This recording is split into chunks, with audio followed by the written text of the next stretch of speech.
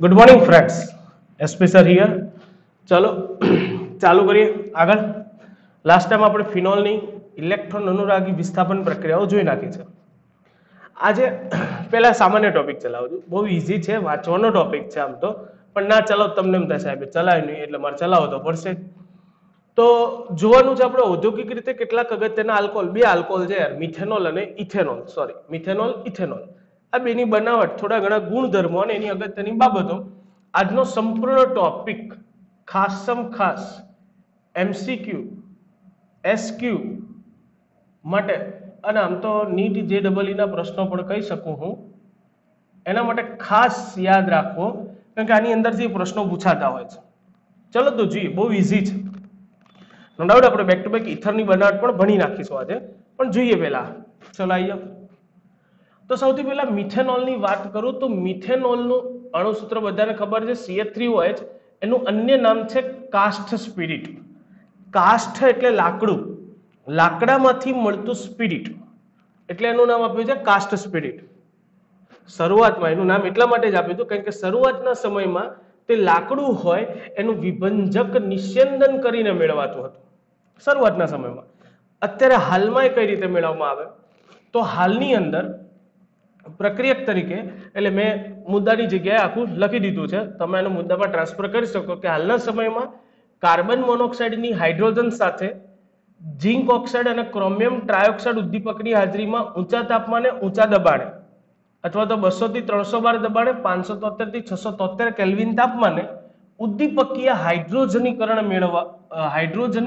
કરીને મેળવવામાં આવે છે. એટલે ધારો કે કાર્બન મોનોક્સાઇડ અને હાઇડ્રોજન લો, એના મિશ્રણનું મેં કીધું એમ કોણ કોણ ઉદ્દીપક છે, ઝિંક ઓક્સાઇડ અને ક્રોમિયમ ટ્રાયોક્સાઇડ સાથે કેટલા દબાણે 200 થી 300 ATM અથવા તો 12 દબાણે, કેટલા કેલ્વિન તાપમાને 573 થી 673 કેલ્વિન તાપમાને. જો ઉદ્દીપકીય હાઇડ્રોજનીકરણ કરો તો આમાંથી બની જાય મિથેનોલ CH3OH.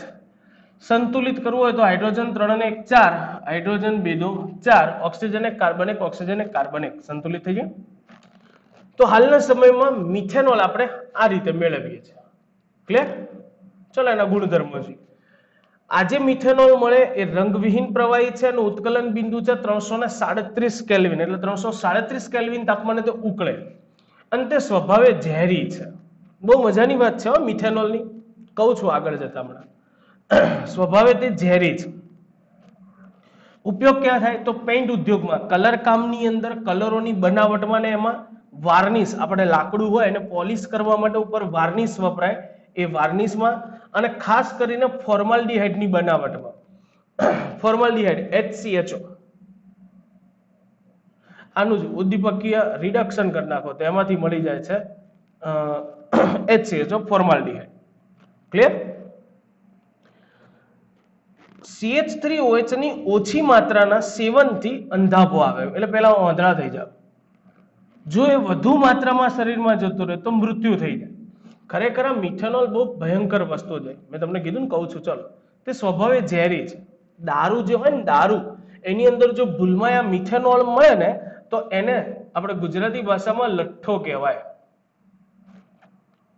એટલે દારૂમાંથી લઠ્ઠો બની જાય, અને એ દારૂ જ્યારે પીવામાં આવે તો સૌથી પહેલા તો માણસને આંખ ગુમાઈ દે, બીજું ચેતાતંત્ર ગાયબ થઈ જાય, ત્રીજું જો વધુ માત્રામાં સેવન કર્યું હોય આવા લઠ્ઠાનું કે જેમાં મિથેનોલનું પ્રમાણ વધારે હોય તો એના સેવનથી માણસનું મૃત્યુ પણ થઈ શકે. ક્લિયર? એટલે બહુ ખતરનાક વસ્તુ છે ભાઈ, આગળ જ રહ્યું. તો ચલો બીજું જોઈએ, ઇથેનોલ. અણુસૂત્ર બધાને ખબર જ છે, C2H5OH. ઔદ્યોગિક રીતે આથવણ પદ્ધતિ, ઇથેનોલ બનાવવાની સૌથી બેસ્ટ આથવણ પદ્ધતિ. પહેલાના સમયમાં જૂની પદ્ધતિમાં આથવણથી જ મેળવાતું, પણ પહેલાના સમયમાં સીધું શર્કરા હતું ને એનું આથવણ થતું હતું, એટલે સીધી શર્કરા લેતા હતા, એનું આથવણ કરતા હતા અને એમાંથી ઇથેનોલ બનાવતા. પણ હાલના સમયમાં કંઈક નવું છે. તો એની આધુનિક પદ્ધતિ શું છે? મોલાસિસ. પહેલા તો મોલાસિસ એટલે શું? તો શેરડીનો રસ કાઢે એટલે પાછળ કૂચો વધે ને શેરડીના પેલા સાઠાનો નીનો, તો એ જે છે એને મોલાસિસ કહેવાય. અથવા તો શેરડીનો રસ અથવા તો દ્રાક્ષ વગેરેમાં રહેલી જે શર્કરા છે એનું ઇન્વર્ટેજ ઉત્સેચકની હાજરીમાં પહેલા તો આથવણ થાય.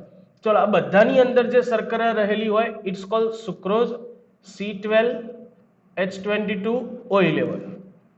મેં કીધું એનું કરવાનું છે આપણે ઇન્વર્ટીઝ ઉત્સેચકની હાજરીમાં આથવણ.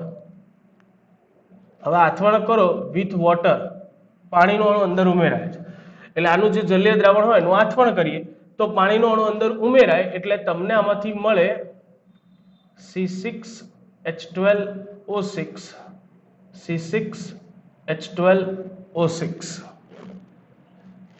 પડી ખબર? એટલે 12 દુ 24, 6 6 12, 22 ને 2 24, 11 ને 1 12 થઈ જાય. તો આ મળી ગ્લુકોઝ અને ફ્રુક્ટોઝ. બહુ મજાના સૂત્રો છે, બંનેના સૂત્ર સરખા જ હોય, ખાલી થોડો ઘણો બંધારણમાં ડિફરન્સ હોય, એ જોઈશું આપણે 14મા ચેપ્ટરમાં. તો મેં કીધું અત્યારે હાલના સમયમાં આવી રીતે મોલાસીસ, શેરડી, દ્રાક્ષ વગેરેની અંદર જે શર્કરા છે એનું ઇન્વર્ટેઝ ઉત્સેચકની હાજરીમાં આથવણ કરી ગ્લુકોઝ અને ફ્રુક્ટોઝ મેળવવામાં આવે. આ જે ગ્લુકોઝ ફ્રુક્ટોઝ મળે એમાંથી ખાસ કરીને ગ્લુકોઝ એનું ઝાયમેઝ ઉત્સેચકની હાજરીમાં આથવણ થાય. તો આનું આથવણ થાય એટલે એમાંથી બને C2H5OH, ઇથેનોલ અને કાર્બન ડાયોક્સાઇડ. અહીંયા 2 વડે ગુણી દો, 5 દુ 10 ને 2 12 થઈ જાય. હાઇડ્રોજન કરી નાખો એટલે જો ને કાર્બન 2 ને અહીંયા 2 વડે ગુણી દો તો 2 દુ 4 ને 2 6, 6 કાર્બન થઈ જાય. હાઇડ્રોજન ગણ લો 12, 10 ને 2 12, ઓક્સિજન ગણ લો 6, 2 અહીંયા અને 4 અહીંયા, 6 થઈ ગયા. તો આવી રીતે ઇથેનોલ અને સાથે ઉત્પન્ન થાય કાર્બન ડાયોક્સાઇડ ઉભરા આવે, કારણ કે આખી અજારક શ્વસનની ક્રિયા છે એટલે બંધ પાત્રમાં આખી આથવણની ક્રિયા થાય. ક્લિયર? પ્રશ્ન છે કે આ બંને સાહેબ આ જે ઉત્સેચકો તમે લખે મળે ક્યાંથી? તો ઈસ્ટ નામની ફૂગ હોય એમાં બંને ઉત્સેચકો હોય એટલે જનરલી આ બધાનું આથવણ ઈસ્ટ ફૂગ સાથે કરવામાં આવે અને ફૂગમાંથી આ ઇન્વર્ટેઝ અને ઝાયમેઝ ઉત્સેચક ઉત્પન્ન થાય જે શર્કરાનું આથવણ કરી ગ્લુકોઝ ફ્રુક્ટોઝ અને ગ્લુકોઝનું આથવણ કરીને એમાંથી બનાવે ઇથેનોલ. ક્લિયર? આગળ વધીએ. દારૂની બનાવટ. બોલો, અમારે દારૂની બનાવટ બી શીખવાડવી પડે છે એટલે જોજો ભાઈ, મોટાથી અડ્ડા ચાલુ ના કરતા. આપણને આપ્યું છે જો એ કેટલી ખરાબ વસ્તુ છે એ બી તમને સમજાઈ જશે, ધ્યાન રાખો. દ્રાક્ષ શર્કરા, દ્રાક્ષમાં રહેલી શર્કરાને દ્રાક્ષ શર્કરા અથવા ગ્રેપ સુગર કહેવાય. એની સાથે ઈસ્ટ મિશ્ર કરવાની અને પછી એને છે ને સડવા દેવાની.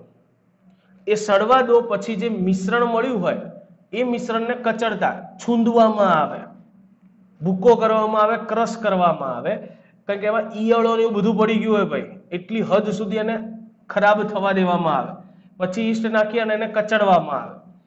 એમાં જે શર્કરા હોય તમે કચડો એટલે જે પણ દ્રાક્ષની શર્કરા છે એ ઉત્સેચકના હવે સંપર્કમાં આવશે અને એનું આથવણ શરૂ થાય, એમાંથી ઇથેનોલ અને કાર્બન ડાયોક્સાઇડ બને. આને કહેવાય દારૂ. આ આલ્કોહોલ જે બન્યું દારૂ, એમાં જો આલ્કોહોલનું પ્રમાણ 14% થી વધારે હોય ને તો લોચો પડી જાય, કારણ કે 14% થી વધી જાય તો ઝાયમેઝ ઉત્સેચક આગળ આથવણ ક્રિયા કરીને આલ્કોહોલ બનાવી જ ના શકે. એટલે એક વખત જો 14% થી વધી જાય તો પછી તમે આથવણ કરી અને આલ્કોહોલ વધુ પ્રમાણમાં મેળવી શકો નહીં. એટલું જ નહીં, જો મિશ્રણમાં હવામાંનો ઓક્સિજન પડે, એટલે મેં પહેલા જ કીધું આખી પ્રક્રિયા બંધ પાત્રમાં થાય. જો હવામાંનો ઓક્સિજન અંદર ભળી જાય તો ઇથેનોલ જે બન્યું હોય ને એનું ઓક્સિડેશન કરીને બની નાખે ઇથેનોઇક એસિડ. આલ્કોહોલનું ઓક્સિડેશન થઈ જાય, શું બની જાય? ઇથેનોઇક એસિડ, જે આલ્કોહોલનો સ્વાદ નષ્ટ કરી નાખે. એટલે જે સરસ મજાનું લાગતું હોય, એટલે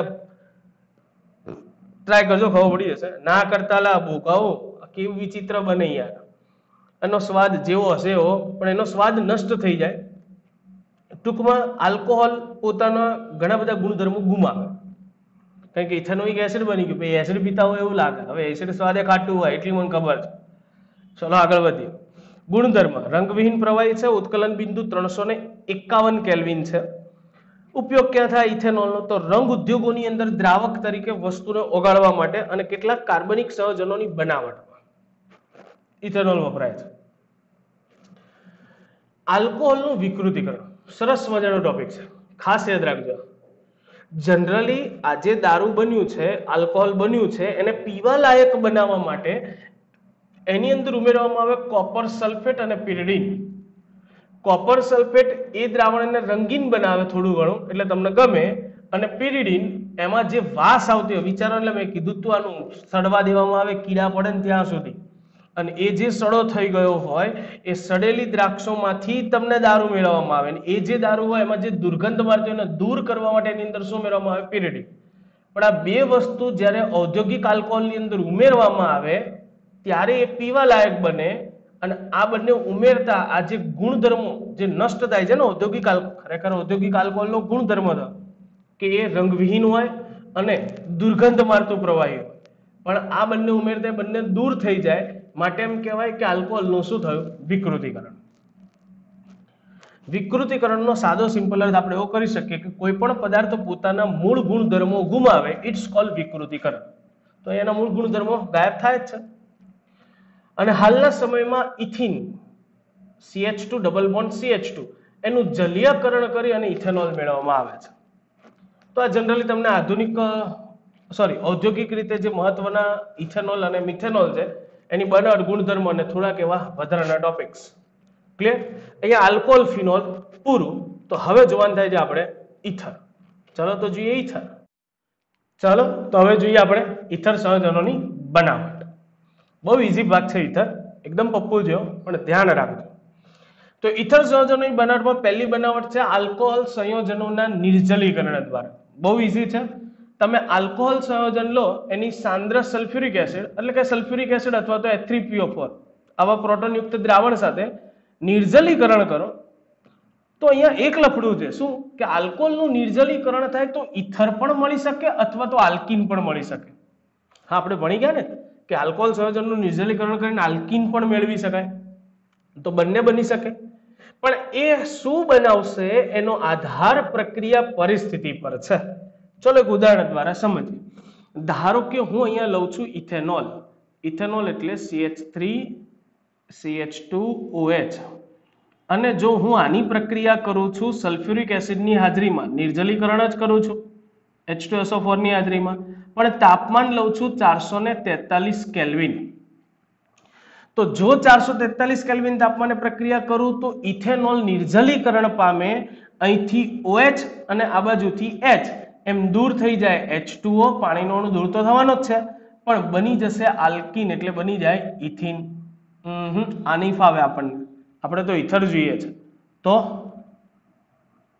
જો તમે સલ્ફ્યુરિક એસિડ લો પણ હવે તાપમાન 443 ની જગ્યાએ 413 કેલ્વિન રાખશો તો પણ પાણીનો અણુ દૂર થવાનો, પણ હવે કેવી રીતે થશે? આના 2 મોલ લઈએ એટલે એક CH3CH2OH, આ બીજો CH3CH2OH થઈ ગયો. 2 અણુ લખ્યા, એક અણુમાંથી OH અને બીજામાંથી H એમ દૂર થઈ જશે H2 અને બંને જોડાઈ જશે અને તમને મળી જશે CH3CH2 OCH2CH3 ether, ethoxy, ethane. Clear? આ સમજાવવા માટે લખ્યું, જોજો. તો આલ્કીન મળશે કે ઇથર મળશે એનો આધાર શેના ઉપર થયો? પ્રક્રિયા પરિસ્થિતિ પર. વધુમાં અહીંયા જે આ બને છે ઇથર, તો ધારો કે નીચા તાપમાને તમે ઇથર મેળવી શકો, અને આ જે ઇથર બનવાની પ્રક્રિયા છે એની ક્રિયાવિધિ સમજીએ. ચલો મજાની વસ્તુ છે. તો જો તમે નીચા તાપમાને પ્રક્રિયા કરશો તો જ ઇથર બનવાનું છે, અને ત્યારે આ પ્રક્રિયા SN2 ક્રિયાવિધિને અનુસરે. કઈ ક્રિયાવિધિ? SN2. ચલો જોઈએ શું થાય. તો એક્ઝેક્ટલી સૌથી પહેલા તો એક ઇથેનોલનો અણુ CH3CH2OH એ એસિડની હાજરીમાં પ્રક્રિયા કરતો હોય તો એસિડમાંથી છૂટા પડેલા H+ ને ઓક્સિજનિક ઇલેક્ટ્રોનિક મનનું દાન કરી દેશે, પોતાની સાથે જોડી અને પહેલા તો બનાવી નાખશે પ્રોટોનેટેડ આલ્કોહોલ. હવે જો મજાની વાત આવે છે. આ પ્રોટોનેટેડ આલ્કોહોલ બને તો ઓક્સિજન ધન વીજભારિત હોય. એક તો ઓલરેડી ઓક્સિજન ઇલેક્ટ્રોન આકર્ષી સમ, એટલે ઇલેક્ટ્રોન પોતાની બાજુ આકર્ષે, અને એમાં ધન વીજભારતા હોય તો ભૂક્કા કાઢે એવું આકર્ષે કે નહીં? તો અહીંયાથી એ બધાના ઇલેક્ટ્રોનને વધુમાં વધુ પોતાની તરફ આકર્ષવાનો પ્રયત્ન કરે. તો આ કાર્બન આંશિક કેવો બનવાનો? ધન વીજભારિત. તો આવું જે પ્રોટોનેટેડ આલ્કોહોલ હતું, જોજો પ્રોટોનેટેડ આલ્કોહોલ CH3CH2 આવી રીતે હતું પ્રોટોનેટેડ આલ્કોહોલ. એના પર બીજો ઇથેનોલનો અણુ CH3CH2OH, બીજા ઇથેનોલના અણુમાંનો ઓક્સિજન ઇલેક્ટ્રોન યુગ્મનું દાન કરશે આ કાર્બનને અને કહી દેશે જવા દે પેલા ઓક્સિજનને ઇલેક્ટ્રોન લઈને, આપણે નહીં જોડાવું એની સાથે. એટલે અહીંથી આ ઇલેક્ટ્રોન યુગ્મ આખે આખું લઈ જશે, છૂટું પાડી દેશે H2 અને આ આખે આખું આની સાથે જોડાઈ જશે. એટલે જો બનશે શું તો CH3CH2OH, ઉપર એક ઇલેક્ટ્રોન યુગ્મ એક ઇલેક્ટ્રોન યુગ્મનું દાન આને કરી નાખ્યું તો ત્યાં થઈ ગયું CH2CH3. હવે ત્રીજો તબક્કો હું અહીંથી જોડે લખી નાખું, બરાબર. અને ત્રીજા તબક્કામાં શું થાય, આમ અહીંયા આ કેન્દ્રાનુરાગી કેન્દ્ર તરીકે વર્તે, આક્રમણ કરીને જોડાય, સામે H2O દૂર કરે અને આમાં રહેલો ઓક્સિજન જે ધન વીજભારિત હોય એ આ હાઇડ્રોજન વાળું ઇલેક્ટ્રોન યુગ્મ પાછું બોલાવી અને વિપ્રોટોનીકરણ પામે એટલે H+ મુક્ત કરી નાખે.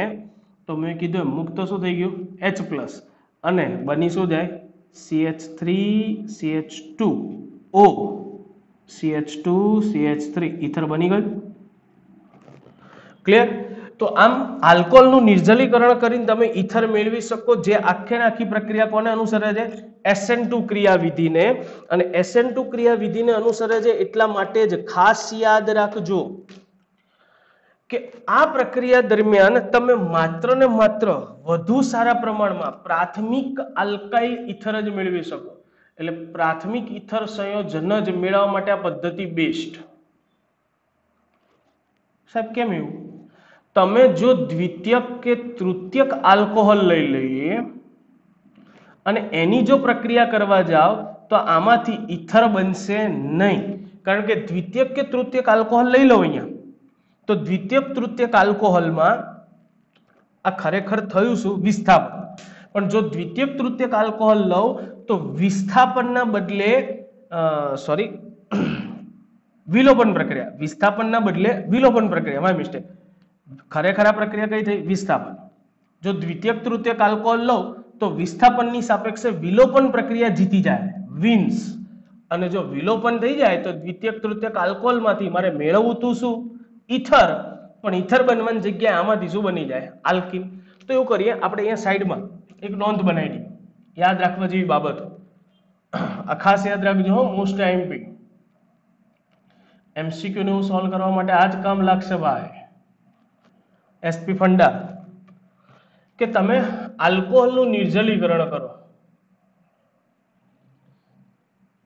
આલ્કોહોલના નિર્જલીકરણ દ્વારા ઇથર મેળવો તો એમાં કેટલી બાબતો ધ્યાન રાખવાની. એટલે એમાં કયા કયા મેઇન ટોપિક્સ થાય તો એની અંદર પહેલો ટોપિક એક તો આ પદ્ધતિ શેના માટે ઉપયોગી મેં કીધું એમ પ્રાથમિક આલ્કાઇલ ઇથર મેળવી શકાય. બીજું કઈ પ્રક્રિયાને અનુસરે છે SN2 ક્રિયાવિધિ અનુસાર પ્રક્રિયા થાય. ત્રીજું દ્વિતીયક કે તૃતીયક આલ્કોહોલ સંયોજનો આ પ્રક્રિયા આપી શકતા નથી. કારણ શું? તો આનું કારણ હું એ લખી દઉં છું, વિસ્થાપન કરતા વધુ પ્રબળ કઈ થાય વિલોપન પ્રક્રિયા. એટલે વિસ્થાપન કરતા વિલોપન વધુ ઝડપથી થાય. તો જો તમે દ્વિતીયક તૃતીયક આલ્કોહોલ લો તો SN2 પ્રક્રિયા થવાને બદલે વિલોપન પ્રક્રિયા થઈ જાય, શું બની જાય આલ્કીન. ત્રીજી બાબત, હજી ત્રીજી બાબત કે ધારો કે તમે પ્રાથમિક આલ્કાઇલ ઇથર મેળવી શકો, એ વાત તો પાકી આપણે લખી, પણ પ્રાથમિક આલ્કાઇલ ઇથર પ્રાથમિક આલ્કાઇલ ઇથર મળશે બી ખરા તો એ બધા જ તમને કેવા મળવાના સમમિતીય. ઓક્સિજનની આજુબાજુ આલ્કાઇલ શૃંખલા કેવી મળવાની સરખી જ મળવાની. એ સીધી વસ્તુ છે યાર. એક જ પ્રકારના આલ્કોહોલના બે અણુ જોડાવાના કે નહીં, તમે અહીંયા એકી સંખ્યા લો તો એ ડબલ થવાના, બેકી થઈ જ જશે ને. તો આના દ્વારા તમે હંમેશા કયા આલ્કોહોલ મેળવી શકો સમમિતીય કયા ઇથર મેળવી શકો સમમિતીય ઇથર જ મેળવી શકાય. અસમિતીય ઇથર બનાવી શકાય નહીં. અસમિતીય ઇથર મેળવી શકાતા નથી. તો આટલી બાબત યાદ રાખજો. ખાસ આલ્કોહોલના નિર્જલીકરણમાં. બાકી પ્રક્રિયા ખબર પડી ને? મેં કીધું જ કરે પપ્પુ જેવું કઈ લેવાનું છે નહીં. એ મચરું એવું લાગે ના નહીં. ચલો, વિલિયમસન સંશ્લેષણ બીજી બનાવટ પદ્ધતિ. તો બીજી બનાવટ પદ્ધતિ છે વિલિયમસન સંશ્લેષણ. એમાં કીધું છે કે વિલિયમસન સંશ્લેષણ દ્વારા તમે સમિતીય અને અસમિતીય બંને પ્રકારના ઇથર મેળવી શકો. એટલે પ્રયોગશાળાની અંદર આતી આઈએમપી છે.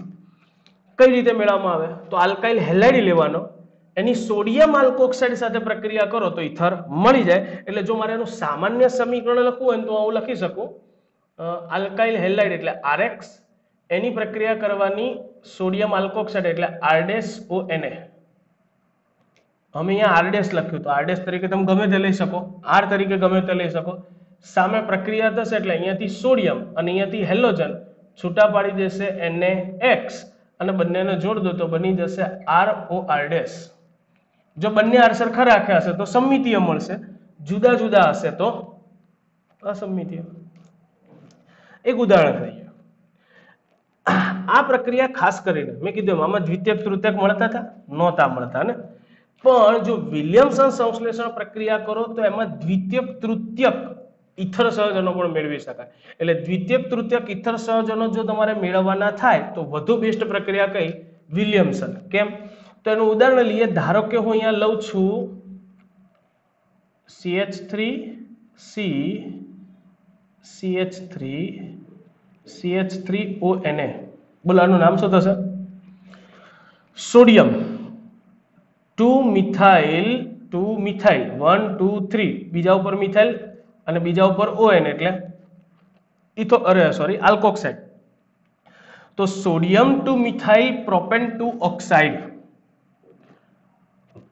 ની પ્રક્રિયા હું ધારો કે કરી નાખું CH3Cl સાથે. તો અહીંયાથી Na અને Cl દૂર થઈ જશે, NaCl અને આ CH3 ત્યાં જોડાઈ જાય તો બોલો મળશે શું? CH3C CH3O ની સાથે જોડાયું આવડું આ CH3 તો મિથોક્સી થઈ ગયું. એટલે પહેલો બીજો અને ત્રીજો બીજા કાર્બન પર હવે મિથોક્સી છે અને મિથાઇલ છે તો 2-મિથોક્સી 2-મિથાઇલ પ્રોપેન. તો મને જો અસમિતીય ઇથર તો મળ્યું સાથે મને ઇથર ઓક્સિજન ધરાવતો કાર્બન અન્ય 3 કાર્બન સાથે, એટલે એનો અર્થ આ કયા પ્રકારનું થયું? તૃતીયક પ્રકારનું. પડે છે ખબર? તો અસમિતીય ઇથર મેળવવા માટે બેસ્ટ પ્રક્રિયા. પણ આ પ્રક્રિયાની અંદર તમે જે પણ હેલો આલ્કેન લઈ એ પ્રાથમિક જ હોવો જોઈએ. કેવો હોવો જોઈએ? પ્રાથમિક હોય તો બેસ્ટ. ટૂંકમાં પ્રાથમિક હેલો આલ્કેન લઈએ ને તો તમને વધુ સારું પરિણામ મળે. કારણ કે ઓવરઓલ અહીંયા પ્રક્રિયામાં થતું શું હોય? તો આ જે આલ્કોક્સાઇડ આયન હોય ને એ આલ્કોક્સાઇડ આ જે છે આપણે સોડિયમ આલ્કોક્સાઇડ જે પણ લેવાના છીએ એમાંનો ઓક્સિજન એ હેલો આલ્કેનમાં રહેલા કાર્બન પર ઇલેક્ટ્રોન અનુરાગી કેન્દ્ર અનુરાગી બની અને હુમલો કરીને જોડાતો હોય. એટલે આ પ્રક્રિયા થતી તો SN2 મુજબ જ હોય. તો અહીંયા આલ્કોક્સાઇડમાંથી છૂટો પડતો આલ્કોક્સાઇડ આયન જે હોય એ આલ્કોક્સાઇડ આયનનો ઓક્સિજન ઇલેક્ટ્રોન યુગ્મનું દાન કરી અને અહીંયાથી ક્લોરીનને દૂર કરતો હોય અને એની સાથે જોડાતો હોય. પડે છે ખબર? તો સાહેબ કેમ પ્રાથમિક હોય તો જ બેસ્ટ? કારણ કે જો તમે આને ઊંધું કરી નાખો એટલે હેલો આલ્કેન પ્રાથમિકના બદલે જો તૃતીયક લેવામાં આવે તો વિચારો હું તૃતીયક હેલો આલ્કેન લઈ લઉં. ધારો કે CH3C CH3Br તૃતીયક બ્યુટાઇલ બ્રોમાઇડ અને એની પ્રક્રિયા કરી નાખું CH3ONA સાથે. તો જોજો હવે મિસ્ટેક શું થવાની. તો હવે આ કાર્બન જે હોય એના પર હુમલો કોને કરવાનો છે? આલ્કોક્સાઇડ આયનમાં રહેલો ઓક્સિજન ઇલેક્ટ્રોન યુગ્મનો દાન કરશે એટલે કે હુમલો કરશે અને જોડાશે ત્યાં. પણ અહીંયા અવકાશીય અવરોધ શું થવાનો? વધી જવાનો. તો આ સરળતાથી ત્યાં હુમલો કરીને જોડાઈ શકશે નહીં. વધુમાં સોડિયમ અને બ્રોમિન ભેગા થઈને NaBr તો છૂટું પડી ગયું અને હુમલો કરીને જોડાઈ શકતો નથી. તો એના બદલે એ કરી શું નાખશે? તો આમાંથી એ કારણ કે આલ્કોક્સાઇડ આયન આપણે જાણીએ જ છીએ પ્રબળ બેઝ છે બેટા. આલ્કોક્સાઇડ આયન પ્રબળ બેઝ તરીકે વર્તે છે ને સાથે મેં કીધું હતું તમને યાદ કરો આલ્કોહોલની પ્રક્રિયાઓમાં કે મારા બેટા પ્રબળ બેઝ છે, તો એ પ્રબળ બેઝ હોવાના લીધે નો ડાઉટ કેન્દ્રાનુરાગી પ્રક્રિયક તો છે જ, પણ સાથે વધુ સારા પ્રમાણમાં શું છે પ્રબળ બેઝ, તો થાય શું કે સોડિયમ બ્રોમિનને લઈ ગયો, એને બીઆર છૂટો પડ્યો, પછી આ ઓક્સિજન આની ઉપર જોડાવો તો જોઈએ, પણ એ પ્રબળ બેઝ તરીકેનું લક્ષણ વધુ પ્રભાવી બને, જેના લીધે એ જોડાવાને બદલે આને એવું કહેશે હાઇડ્રોજન આપી દે જતા રહીએ. એટલે આ કાર્બન પર ઓક્સિજન જોડાવાને બદલે આજુબાજુના કોઈ કાર્બન પરથી હાઇડ્રોજન લઈ ઇથેનોલ છૂટો પડી સોરી મિથેનોલ છૂટો પડી જાય. એટલે ધારો કે આને એક હાઇડ્રોજન આપી દીધો આને, અને અહીંયા વચ્ચે બની જશે દ્વિબંધ, ઇન શોર્ટ શું બની જશે આલ્કીન. જો ઉપર થઈ જાય CH2, તો 2 મિથાઇલ પ્રોપોનિન બની ગયું. એટલા માટે તમે જે હેલો આલ્કેન લો એ દ્વિતીયક કે તૃતીયક હોવો જોઈએ નહીં, કારણ કે જો દ્વિતીયક તૃતીયક લો તો પ્રક્રિયા થઈ ઇથર બનવાને બદલે શું બની જાય છે આલ્કીન. દેખાય છે? ચલો, તો મારે વિલિયમસન સંશ્લેષણ માટે લખવું હોય તો હું આને એના માટે પણ તમને અહીંયા IMP ટોપિક્સ લખી દઉં. વિલિયમસન સંશ્લેષણ, ચલો તો એના માટે યાદ રાખવા જેવી બાબતો કઈ કઈ થઈ? ચલો ઉપરથી જ નીચે જોતા જઈએ અને લખતા જઈએ. પહેલામાં પ્રાથમિક આલ્કાઇલ ઇથર જ મળતા હતા, અને આની અંદર દ્વિતીયક તૃતીયક આલ્કાઇલ ઇથર, એટલે આમાં તો 3 જ 3 પ્રાથમિક બી મેળવી જ શકાય, તો પ્રાથમિક દ્વિતીયક તૃતીયક એમ 3 જ 3 મેળવી શકાય છે. સાથે આ પણ SN2 ક્રિયાવિધિ અનુસાર જ પ્રક્રિયા કરે છે. ઓકે, આમાં દ્વિતીયક તૃતીયક આલ્કોહોલ નહોતા વાપરી શકાતા ને, આની અંદર તમે દ્વિતીયક કે તૃતીયક આલ્કાઇલ હેલાઇડ લઈ શકો નહીં, કારણ તો દ્વિતીયક તૃતીયક આલ્કાઇલ લેતા એમાંથી આલ્કીન બને છે.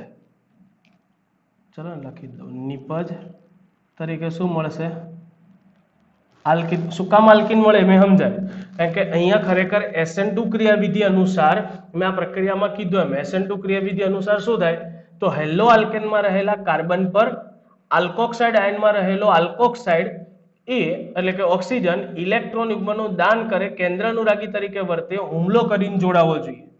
પણ લફડું શું થઈ જાય કે આલ્કોક્સાઇડ પ્રબળ બેઝ હોય, આથી જો તમે તૃતીયક લઈ લેશો, તૃતીયક હેલો આલ્કેન લો, તો તૃતીયક હેલો આલ્કેનમાં એ જોડાવાને બદલે એમાંથી H ખેંચી જશે, શું બનાવી નાખશે આલ્કીન.